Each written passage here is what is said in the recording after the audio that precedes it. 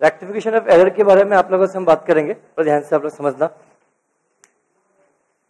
और यह स्क्रीन कर देना मेरे। एक क्वेश्चन मैंने आपको क्वेश्चन नंबर 1 को हमने सॉल्व किया था विदाउट सस्पेंस और विथ सस्पेंस के साथ हमने क्या किया था, बात किया था। क्वेश्चन नंबर 2 हम बात करने जा रहे हैं बेटा आज के लेक्चर के लिए। क्वेश्चन नंबर 2 समझना बड़ा ध्यान से, नोट्स पे लेंगे। नाउ क्वेश्चन नंबर 2 हम बात करते हैं आप लोगों के लिए, बड़ा ध्यान से आप लोग समझना। There was error in the trial balance of Mr. Still on 31st March 2016, and the difference in the books was carried to suspense account. On going through the books, you find that, मतलब समझ में आया गलती हो गई है। गलती कहाँ पता लगी है? सस्पेंस एंड ट्रायल बैलेंस पता लगी। तो मतलब गलती सस्पेंस अकाउंट के जो भी एक्टिवेशन एंट्री पास होगी, तो हो सकता है कि ये एंट्री सस्पेंस अकाउंट की हेल्प से एंट्री पास की जाए। बोलो हाँ है ना? Clear? Let's see. First day है बेटा आपका, दिक्कत आएगी थोड़ा सा। पढ़ा हुआ है ये चैप्टर 11th में 12th में कहीं, देखना ना, ध्यान से आप लोग समझना। अब पहला पॉइंट बोलता है ₹5400 receive from mister A was posted to the debit of his accounts. सबसे पहले जब भी हम रेक्टिफिकेशन करेंगे तो हम 3 पार्ट में क्वेश्चन को सॉल्व करेंगे। पहला पार्ट क्या होगा? क्या हो गया। दूसरा पार्ट क्या बोलता है? क्या करना था। अब क्या करें। That's it. और यही अल्टीमेटली क्या है बेटा? देखो होना ये था, हो ये गया, तो अब होना ये था, हो ये गया, तो सही करने के लिए रेक्टिफिकेशन तो करना पड़ेगा, एडजस्टमेंट तो करना पड़ेगा। इसी को हम क्या बोलेंगे बेटा?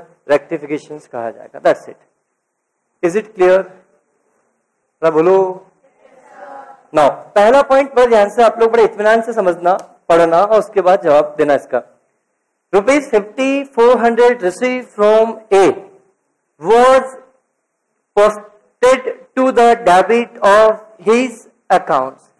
सबसे पहले आप ये पता करो कि ये जो गलती हुई है, ये गलती पोस्टिंग में है या ये गलती जनरल एंट्री में? पोस्टिंग में। क्यों? क्वेश्चन है क्या पोस्टेड में गलती होगी। तो मुझे बताओ, जब पैसा किसी से मिलता है, पैसा किससे मिला? ए से, तो एंट्री क्या पास होगी बेटा? कैश अकाउंट डेबिट टू ए। तो एंट्री होनी, क्या करना क्या था आपको? कैश अकाउंट डेबिट टू ए, ₹5400। ये एंट्री पास करनी चाहिए थी आपको बेटा, है ना? बट जब हम नेक्स्ट पॉइंट के बारे में बात करें, ये एंट्री पास करनी चाहिए थी, बट आपने एंट्री क्या पास की? कैश अकाउंट डेबिट और एज अकाउंट डेबिट। कितने से बेटा? 5400। मतलब आपको कैश अकाउंट को डेबिट करना था, इट ओके। ए को आपको क्रेडिट करना चाहिए था, बट ए को आपने क्या कर दिया बेटा? डेबिट कर दिया। बोलो हाँ या ना? तो मुझे बताओ, कैश डेबिट होना था 5400 से, क्या कैश 5400 डेबिट हुआ? हाँ। क्या ए क्रेडिट होना चाहिए था? क्रेडिट हुआ क्या? ना। तो आप क्रेडिट कर दो टू एज अकाउंट। कितने रुपए से बेटा? 5400 से। और ए डेबिट नहीं होना चाहिए था, फिर भी ये डेबिट हो गया, तो इसको क्या कर दो? कैंसिल कर दो। तो फिर यहाँ पे ए 5400 से और आएगा, मतलब कितना आएगा? 10,800 से। अब ऊपर डेबिट तो कुछ हो ही रहा है, तो डेबिट किससे करेंगे बेटा? सस्पेंस अकाउंट के हेल्प से हम एंट्री पास करेंगे। तो सस्पेंस अकाउंट डेबिट 10,800। क्या सभी को समझ में अच्छे से आया? यहां तक के पॉइंट में किसी को पूछना है तो आप लोग मुझसे पूछ सकते हैं। तो डाउट है किसी को इसमें? क्या ये सही हुआ? किससे गलत हुआ हाथ खड़ा करें, बिंदास होके बोला। यस, पूछें क्या डाउट है अब आपको? हाँ समझ में आया, अब गलती कुछ समझना है। जिनसे गलती हुई है, अगर उनको कोई चीज अभी भी समझ में नहीं है, आप हाथ खड़ा करें, मैं आपका डाउट क्लियर करता हूँ। क्या सभी को अच्छे से क्लियर है? बोलो क्लियर।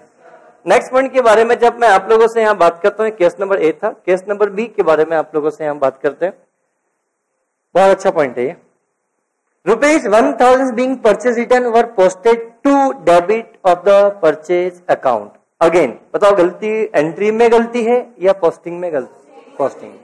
मतलब आपको सीधी सी बात, परचेज रिटर्न है तो परचेज रिटर्न को हम क्या करते हैं? क्रेडिट करते हैं। तो परचेज रिटर्न आपको क्रेडिट करना था, पार्टी अकाउंट डेबिट करना था। कितने रुपए से? 1000 रुपीज से। तो यह एंट्री पास होनी चाहिए थी, पर भाई साहब ने क्या किया? पार्टी को तो डेबिट किया, इसमें कोई तकलीफ वाली बात नहीं है। और परचेज रिटर्न को क्रेडिट करने की जगह हमने परचेज अकाउंट डेबिट कर दिया। कितने रुपए से बेटा? 1000 रुपए से। क्या समझ में आया? बोलो। अब रेक्टिफिकेशन करेंगे तो बेटा ऑब्वियसली पहली बात, क्या पार्टी डेबिट होना चाहिए था 1000 रुपए से? क्या पार्टी 1000 रुपए डेबिट हुआ? हाँ, कोई रेक्टिफिकेशन नहीं। बट क्या 1000 रुपए से परचेज रिटर्न को क्रेडिट करना चाहिए था? क्या 1000 रुपए से परचेज रिटर्न क्रेडिट हुआ? नहीं। तो सबसे पहली बात, परचेज रिटर्न को जो होना चाहिए था वो कर दो। तो परचेज रिटर्न जो होना चाहिए था वही नहीं, तो वो कर दो। 1000 रुपए से ये हो जाएगा। अब जब मैं यही बात करता हूं, परचेज ये पिक्चर में आना ही नहीं था, फिर भी इसको हमने क्या कर दिया? डेबिट कर दिया। तो अब वन मोर थिंग, बच्चा क्या करता है? सब परचेज रिटर्न है तो इसमें मर्ज कर दे, नहीं, टू परचेज अलग से ही लिखना होगा। ये ध्यान से समझना। बोलो, आप परचेज अकाउंट 2000 रुपए से क्रेडिट मत कर दें। क्या किसी ने किया? अरे क्या गलत है, गलत है। अगर आपने ये एंट्री कंबाइन कर दी तो ये एंट्री गलत है। Suspense account debit to purchase account 1000 रुपए, टू परचेज रिटर्न कितने? 1000 रुपए। दोनों अलग अलग से शो किया जाएगा। ये रेक्टिफिकेशन है, ये हमने लिखा नहीं, इसका लिए रेक्टिफिकेशन है। अरे नो डाउट इससे 2000 रुपए क्रेडिट तो हो रहा है, पर 2000 रुपए में से 1000 रुपए परचेज रिटर्न अकाउंट क्रेडिट होगा और 1000 रुपए परचेज अकाउंट क्रेडिट होगा। दोनों अकाउंट अलग अलग है। तो सर पिछले क्वेश्चन में तो आपने दोनों को मर्ज कर दिया था। बेटा दोनों पिछले ए को ही हम क्रेडिट कर रहे थे और ए को ही वापस क्या करते हम क्रेडिट कर रहे थे, इसलिए हमने ऐसा किया। कुछ समझ में आ रहा है थोड़ा बहुत? क्या पॉइंट सभी को समझ में आया? बोलो तो गलती। यस प्लीज पूछो बेटा। क्रेडिट कुछ किया नहीं ना?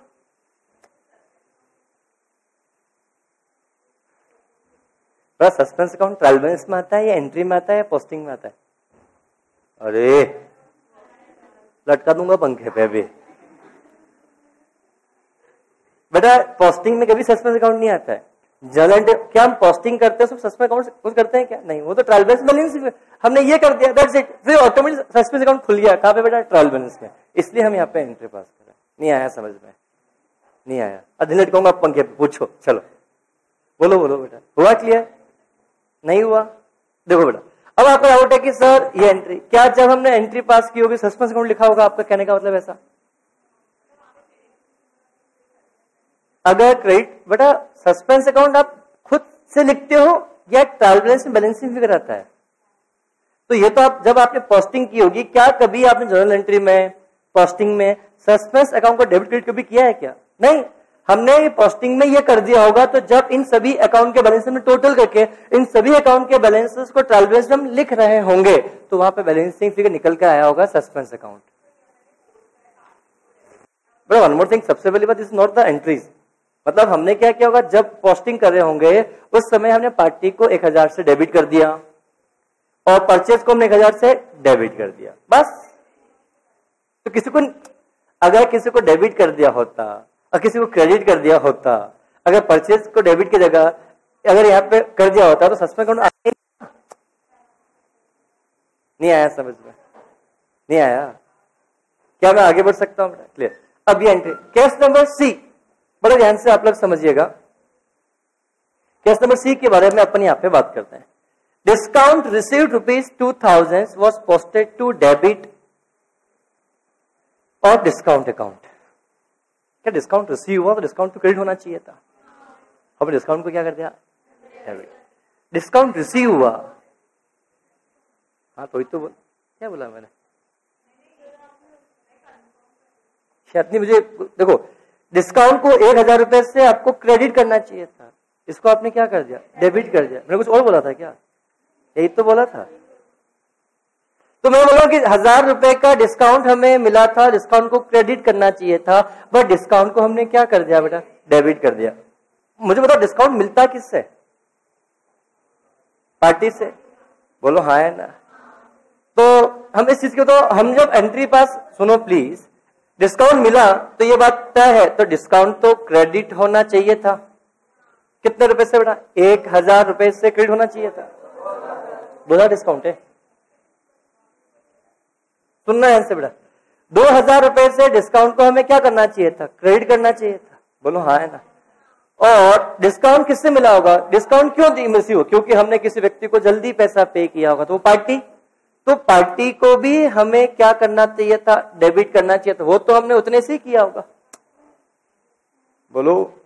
तो जितने से करना था उतना ही किया, इसमें कोई दौरे वाले पता नहीं। लेट एग्जाम्पल मान ले तो वही 2000 रुपए से हमने डेबिट किया, बोलो। या बोल सकते हो उस व्यक्ति को 20,000 का पेमेंट करना चाहिए था, हमने जल्दी पेमेंट किया, इसके बदले में 2000 डिस्काउंट मिला। सुनना एग्जाम्पल, मैं इसको अच्छे से एग्जाम्पल देता हूं। मान लो हमें किसी व्यक्ति को 20,000 रुपए का पेमेंट करना चाहिए था, किसी व्यक्ति को 20,000 रुपीज का पेमेंट करना चाहिए था, हमने उसको जल्दी पेमेंट किया, इसकी वजह से उसने मेरे को 2000 का डिस्काउंट दिया। तो बट ऑब्वियस सी बात है, तो जब पार्टी को पेमेंट करने जाऊंगा तो 20,000 रुपए, तो पेमेंट कितना गया, टू कैश कितने रुपए बेटा, 18,000 रुपए। अरे हाँ है ना, ये सारे फिगर, ये फिगर हाइपोथेटिकल है, ये फिगर हाइपोथेटिकल फिगर है, अरे हाँ है ना, ये लिखा हुआ नहीं है, मैं मान कुछ एड ऑन कर लिया, ये अमाउंट 40 भी लिख सकता हूँ, कोई फर्क वाली बात नहीं है। या 40,000 का हमने पेमेंट करना था, तो 40,000 का पेमेंट किया, जल्दी पेमेंट कर दिया, सामने व्यक्ति ने हमें 38,000 रुपीज का हमें क्या दे दिया बेटा, डिस्काउंट दे दिया, बोलो हाँ है ना। Let example, I am so sorry, 38, उसको 40 का हम पेमेंट कर रहे थे, उसने 2000 का डिस्काउंट दिया, तो हमने पेमेंट कितना किया उसको, एक्चुअली बेटा 38 का पेमेंट किया। तो मुझे बताओ उसने क्या किया, सब कुछ सही किया होगा, यह 40 भी सही किया, और टू कैश भी 38 जो उसने किया होगा सही किया होगा, पर भाई साहब ने डिस्काउंट को क्रेडिट की जगह डेबिट कर दिया, तो डिस्काउंट अकाउंट डेबिट कितना कर दिया, 2000। बोल जवाब दो। अगर मैं हटाओ तो इस चीज को हटाओ, तो यहां तो कुछ चीज को और ध्यान से बोलो, मतलब डिस्काउंट को आपको डेबिट करना चाहिए, क्रेडिट करना चाहिए था, आपने डेबिट कर दिया, अरे हाँ है ना।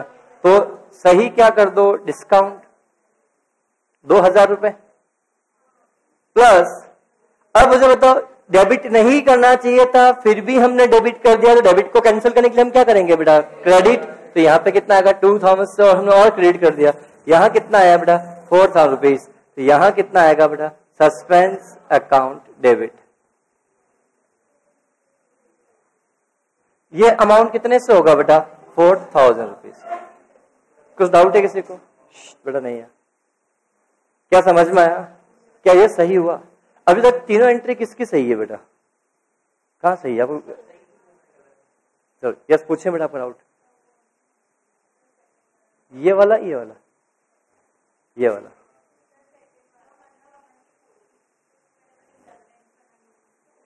वो एंट्री तो हमने सही पास की, पर एंट्री का इफेक्ट हमने गलत दिया।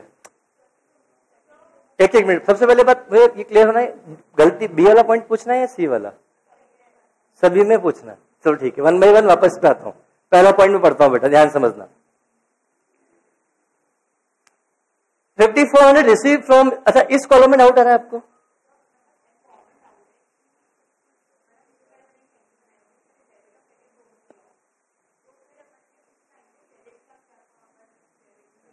ठीक है बात करता हूं मैं। क्वेश्चन नंबर 2 का पॉइंट नंबर ए पे वापस आते हैं सबसे पहले बेटा, ठीक है। रुपीज 5400 रिसीव फ्रॉम मिस्टर ए, तो हमने, ठीक है, अगर ये कुछ एक मिनट इग्नोर, इसकी अगर आप एंट्री पास करना चाहो तो एंट्री क्या पास करोगे, दिस वन। बट आपने क्या किया, सुनना है से बेटा, was posted to debit his account, मतलब एक को आपको क्या करना चाहिए था, क्रेडिट करना चाहिए था। सुनना मेरी बात को बेटा ना ध्यान से, आपने कैश अकाउंट मिला किया, क्या एक को क्रेडिट करना चाहिए था? आपने एक को क्रेडिट नहीं किया, आपने सिर्फ क्या किया, एक को क्या कहते हैं डेबिट किया, और उस समय किसी को आपने क्रेडिट किया ही नहीं। अब आपके दिमाग में ओडी आ रहा है, सर सर एंट्री कंप्लीट कैसे हुई होगी? सबसे पहले बात ये जो गलती हुई है बेटा, ये गलती एंट्री में हुई है या पोस्टिंग में? पोस्टिंग। मतलब ये सिर्फ मैं अकाउंट का इफेक्ट देने के लिए यहाँ पे लिख रहा हूं बेटा इस चीज के लिए। मतलब हमने जब एंट्री पास की होगी तो हमने entry cash account debit to a ही लिखा होगा। सुनना मेरी बात को, एंट्री क्या लिखी होगी? Cash account debit to A लिखा होगा। तो कैश अकाउंट डेबिट, विजुअलाइज करना, cash account debit to A rupees कितना बेटा? 5450। ये हमने एंट्री सही पास कर दी। तो क्या इस एंट्री की वजह से हम कैश अकाउंट जाके 5400 डेबिट करेंगे? तो हमने ये लिख दिया कैश अकाउंट को डेबिट। ए को भी जाके हमें क्रेडिट करना चाहिए था ए के अकाउंट में, बट उसके अकाउंट में जब यहां से उठाया तो क्रेडिट करने के लिए, पर वहां से पहुंचते पहुंचते उस एक अकाउंट जाके हमने डेबिट कर दिया। हमने एक अकाउंट हमें क्रेडिट किया ही नहीं। आया समझ में? तो आपने ये अकाउंट के इफेक्ट दे रहा हूं बेटा यहाँ पे। हमने जाके एक को क्रेडिट करना चाहिए था, पर हमने एक को क्या कर दिया? डेबिट कर दिया। हमने क्रेडिट, जबकि 5400 डेबिट किया, तुमसे कहीं ना कहीं जाके 5400 डेबिट क्रेडिट करना चाहिए था। मैंने वो नहीं किया, तो रेक्टिफिकेशन कर रहा हूं। अगर मैंने ए के अकाउंट में जाकर 5400 क्रेडिट कर दिया होता तो रेक्टिफिकेशन करने की आवश्यकता ही कहां होती? आया समझ बेटा? That's the point. इसलिए इज इट क्लियर बेटा? आपको भी हुआ क्लियर? यस, ये डाउट कभी भी किसी को है क्या समझ में नहीं आ रहा है ऐसा क्यों हो रहा है? बोलो, क्या मैं आगे बढ़ सकता हूं? बोलो, पक्का समझ में आ रहा है? क्लियर। नेक्स्ट पॉइंट के बारे में जब आप लोगों से बात करते हैं, केस नंबर डी।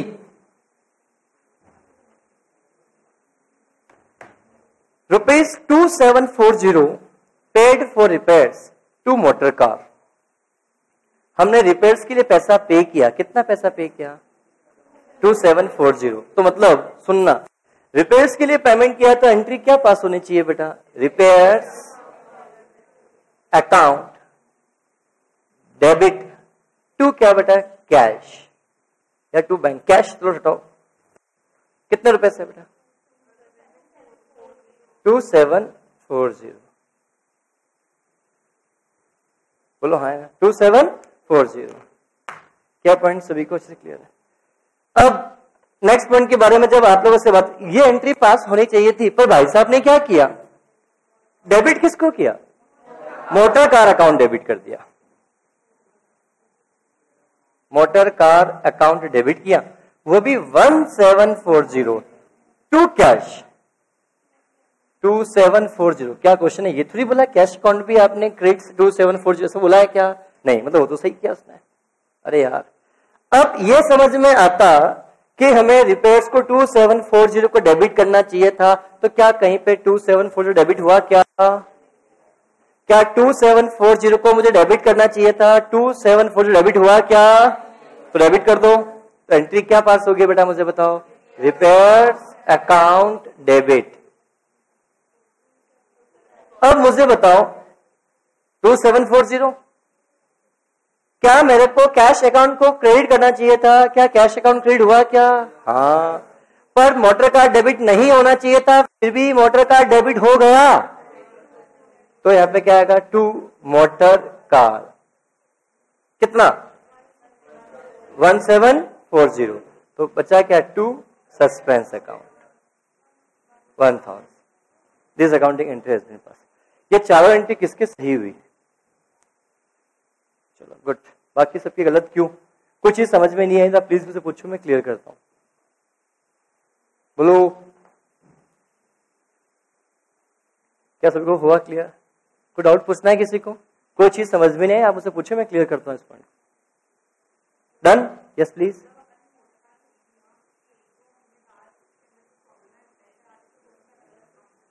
हाँ,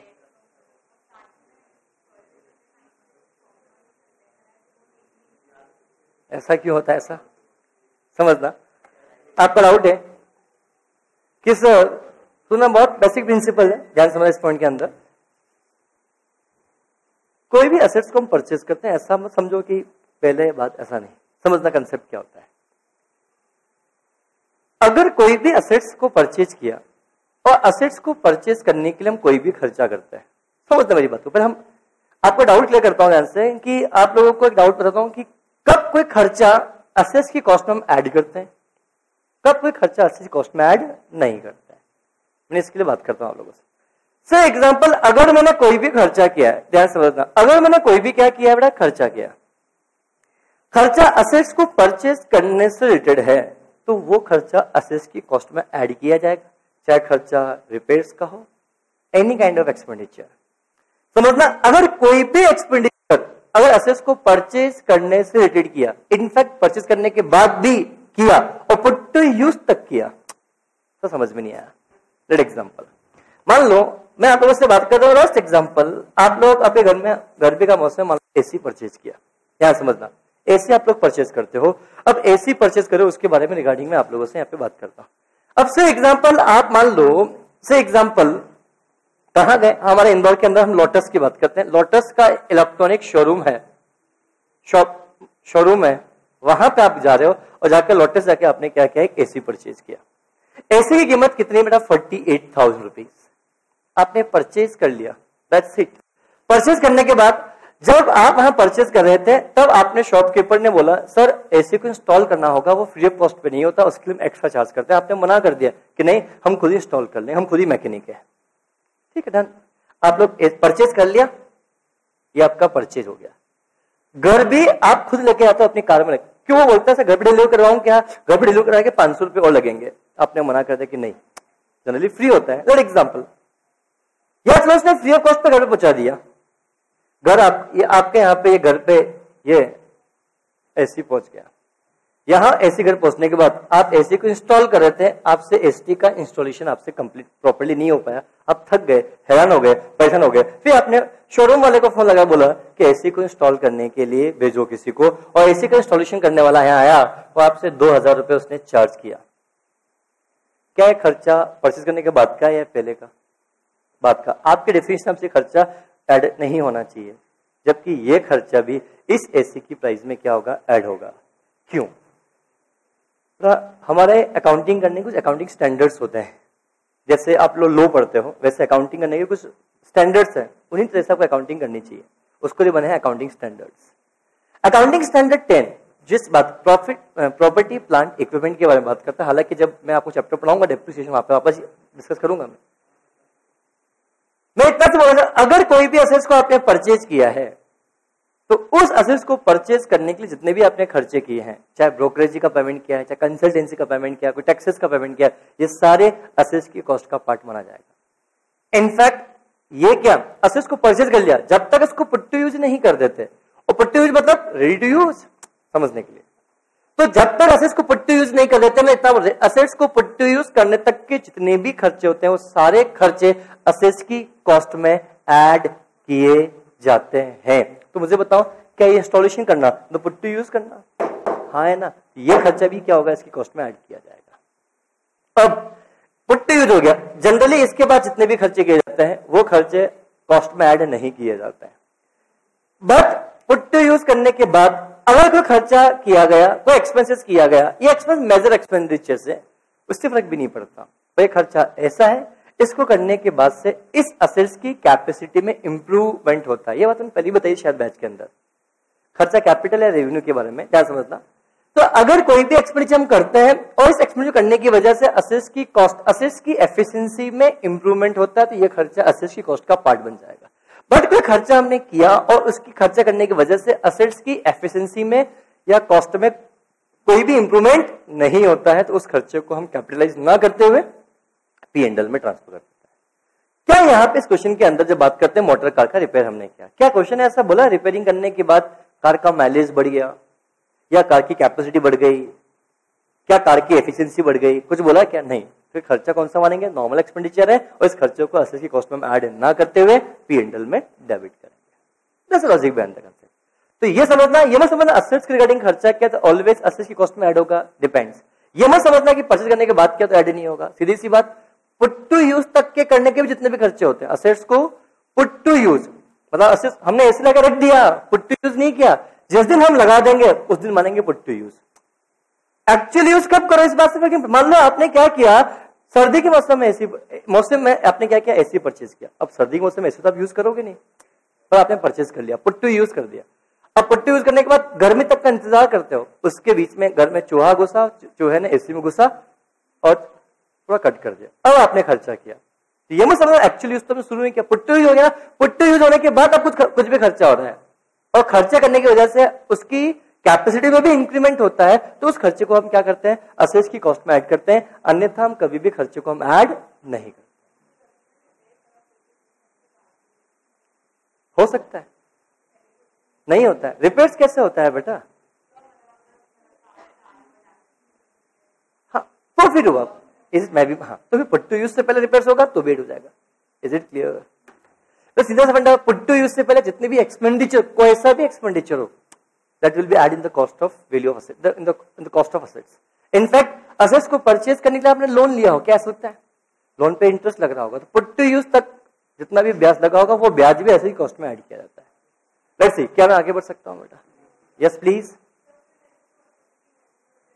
बढ़ेगी ना? यस, चेंज होगा ना? समझना से एग्जाम्पल बेटा मैं मानता हूं, मैं आपका एक बिल्डिंग है, मैं आपका दुकान है, शॉप है, पापा की शॉप है, ठीक है, ग्राउंड फ्लोर की शॉप है। किसी शॉप है पापा की? पापा की दुकान किस चीज की है? कॉस्मेटिक प्रोडक्ट की है। वहां पे अभी से मान लो ग्राउंड फ्लोर पर उनका शोरूम है कॉस्मेटिक प्रोडक्ट का, क्या ऐसा हो सकता है?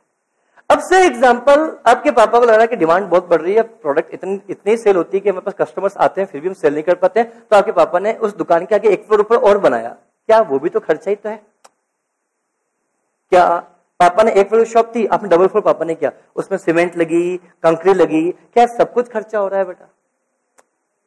खर्चा कैपिटल खर्चा तो ये भी रिपेयर्स है, बट ये रिपेयर्स का खर्चा जो है उसकी कॉस्ट में क्या होगा, ऐड हो जाएगा, तो असेट्स की वैल्यू बढ़ जाएगी और फ्यूचर में डेप्रिसिएशन भी क्या होगा बेटा, ज्यादा चार्ज होगा।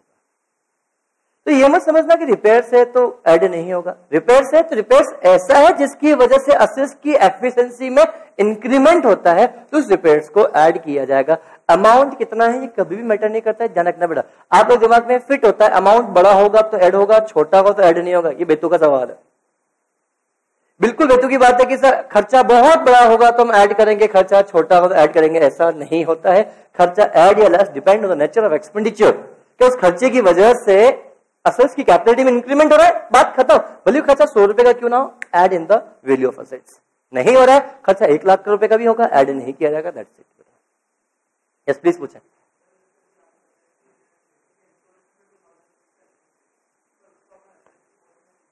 यस 50,000 रुपए एग्जैक्टली। फिर मैंने वो बोला अभी,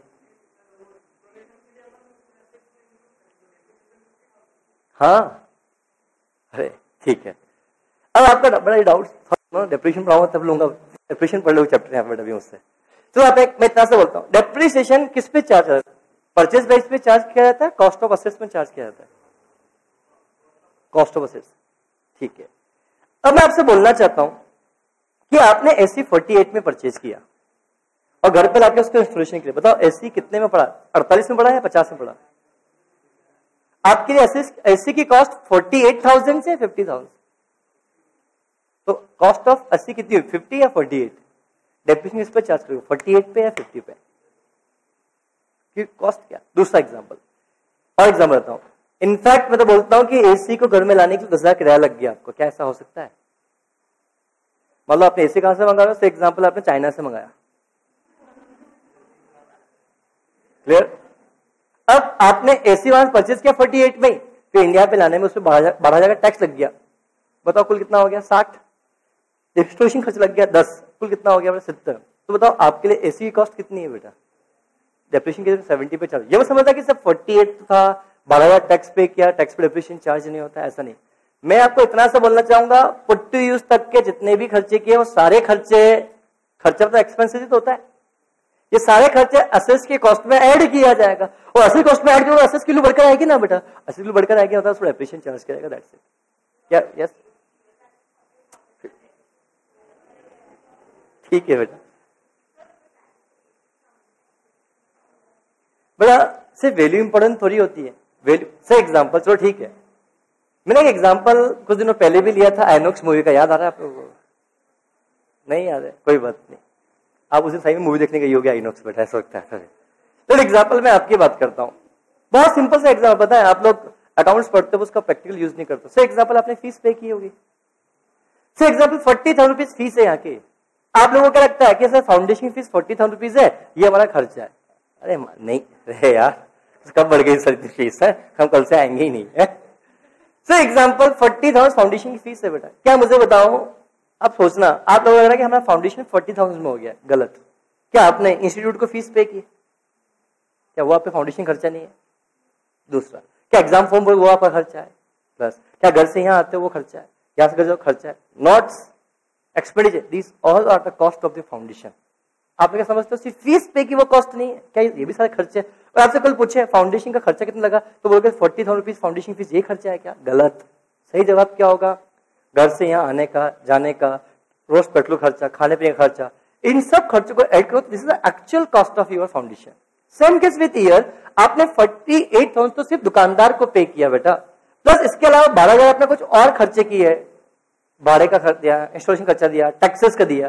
तो बताओ इस एसी को परचेस करना 48 तो दुकानदार को पे किया, 12,000 रुपीज आपने और पे किया, टोटल कितना पैसा पे किया? 60। तो बताओ आपको एसी कितने में पड़ा, 48 में पड़ा या 60 में पड़ा?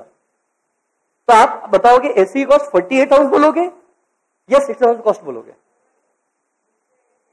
बेटा मैंने परचेज प्राइस नहीं बोला है बेटा। My question is that what will be your cost of AC? AC की कॉस्ट क्या बनेगी, 48,000 या 60,000 रुपीज? सॉरी प्लीज बोलो, गलत सही कुछ नहीं होता बेटा।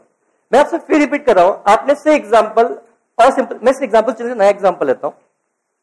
से एग्जांपल मैं आप लोग, मैंने एग्जांपल लिया था क्लास के दिन बेटा, आपने एग्जांपल लिया था किसका, खजूरी बाजार का लिया था यार, रजिस्टर के लिए बेटा आपको बेटा।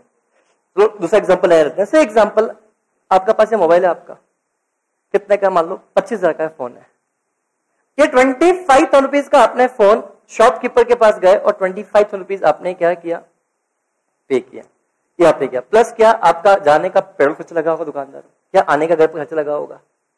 तो मैं आपसे बोलना चाहता हूं, मान लो 100 रुपए जाने का, 100 रुपए आने का, तो आपने टोटल कितना पैसा पे किया, 25,200 रुपए पे किया। बताओ मोबाइल 25,000 में पड़ा है, 25,200 में पड़ा?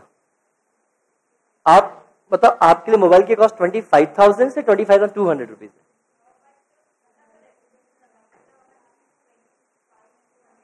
एग्जैक्टली।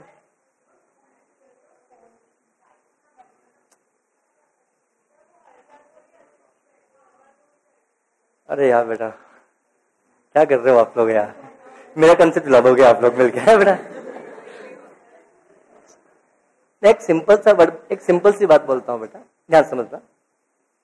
जब भी हम कॉस्ट की बात, किसी भी असेट्स की कॉस्ट की बात करते हैं, तो जब कॉस्ट की बात की जाएगी तो असेट्स को परचेज करने जितना हम पैसा पे करते हैं वो, प्लस इस असेट्स को परचेज करने जितने भी हम एक्सपेंसेस करते हैं, इन सबको मिलाकर जो अमाउंट आता है, this is the actual cost of assets. मैं उसको अच्छा एग्जांपल देता हूं। से एग्जांपल आपने घर में एसी परचेज करना था, ये आपने एसी परचेज करने की बात है।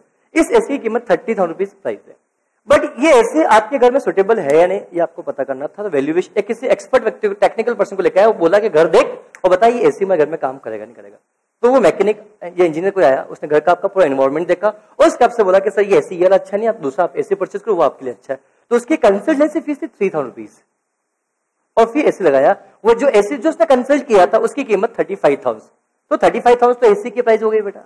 प्लस क्या इस एसी को लगाने के लिए हमने कंसल्टेंसी ली, क्या वो भी 3,000 रुपीज, वो भी खर्चा होगा, समझना। 35 और प्लस 3, प्लस इसके अलावा क्या आप एसी को इंस्टॉल करने के लिए, इंस्टॉलेशन करने के लिए बंदा है, उसने 2,000 रुपए उसने कॉस्ट ली, कुल कितना खर्चा हुआ?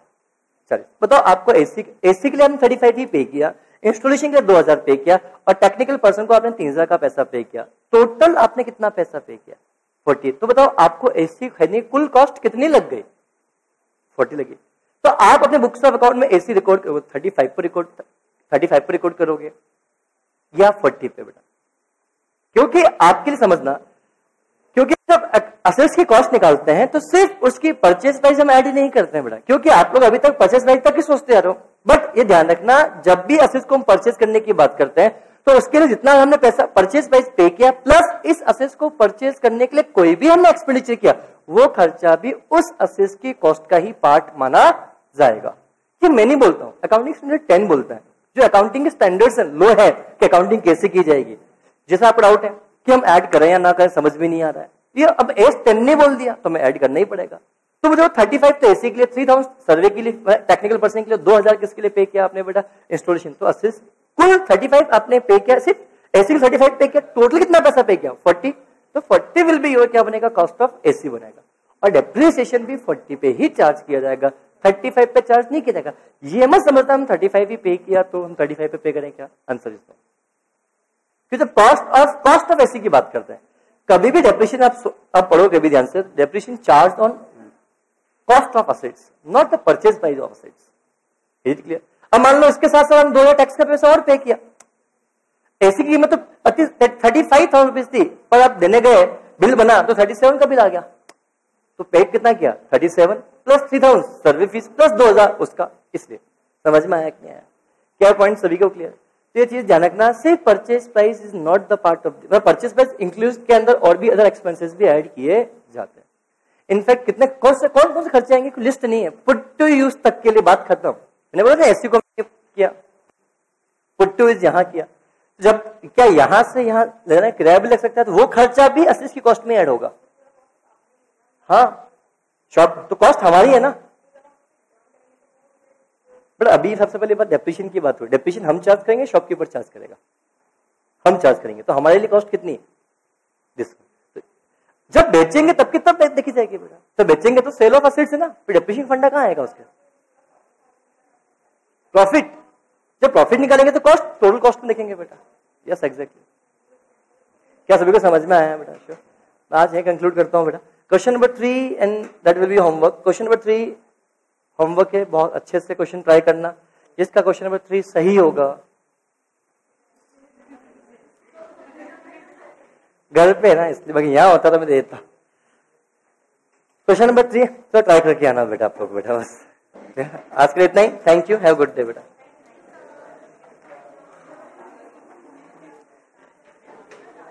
बस यही बेटा। क्या इस फ्राइडे को आप लोग घर जा रहे हो क्या, डिसाइड हो गया है? फ्राइडे, सैटरडे, संडे, तो संडे भी तो है ना। ठीक है, थैंक यू।